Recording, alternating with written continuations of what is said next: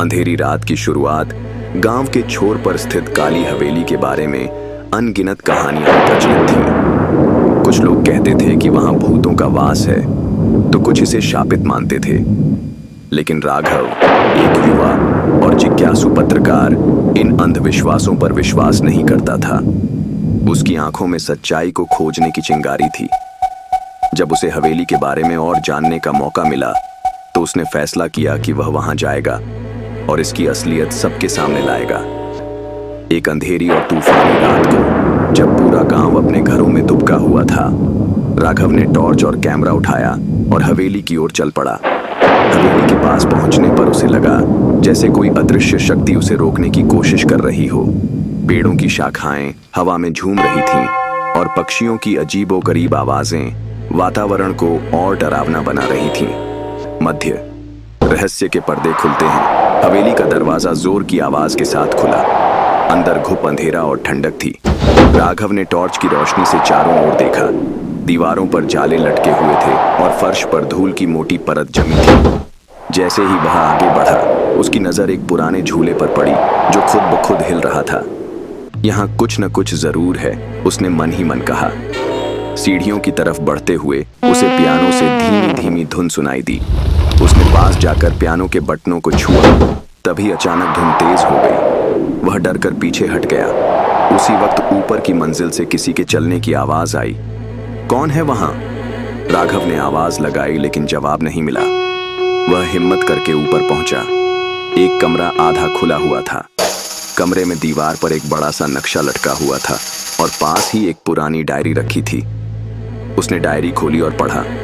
जो सच की तलाश में आया है, उसे अपने डर से गुजरना होगा। डायरी के पन्नों में काली हवेली के गुप्त तहखाने का जिक्र था। यह तहखाना हवेली के पीछे था। अचानक उसे पीछे से परछाई का एहसास हुआ। उसने मुड़कर देखा, लेकिन वहां कोई नहीं था। चरमोत्कर्ष, तहखाने का रहस्य। राघव ने हवेली के पीछे जाकर तहखाने का दरवाजा खोजा। उसे एक गुप्त सुरंग मिली। सुरंग घुमावदार और संकरी थी। चलते चलते वह एक बड़े कक्ष में पहुंचा।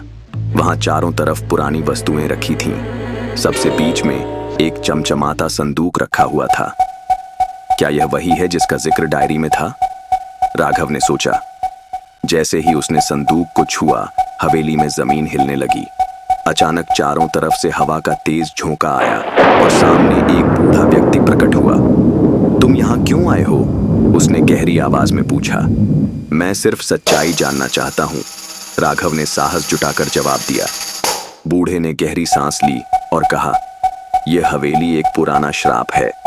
जो भी इसके रहस्यों को जानने आता है, उसे इसकी कीमत चुकानी पड़ती है। अंत, खुला रहस्य और राघव का फैसला। बूढ़े व्यक्ति ने बताया कि हवेली के रहस्यों को उजागर करने की कोशिश करने वालों को कभी यहाँ से बाहर निकलने नहीं दिया जाता। संदूक में वह शक्ति है जो दुनिया को बदल सकती है, लेकिन यह शक्ति विनाश का कारण भी बन सकती है। राघव ने सोचा, क्या मैं इसे खोलकर अपनी जान जोखिम में डालूं या इसे यहीं छोड़ दूं? कहानी का अंत पाठक की कल्पना पर छोड़ दिया गया है। क्या राघव ने संदूक खोला और एक बड़ा रहस्य उजागर किया, या उसने संदूक को छोड़कर हवेली से भागने की कोशिश की? काली हवेली का अंतिम सच पाठक को हर पल सस्पेंस में बांधे रखती है और उन्हें अपनी कल्पना के साथ कहानी को आगे बढ़ाने का मौका देती है।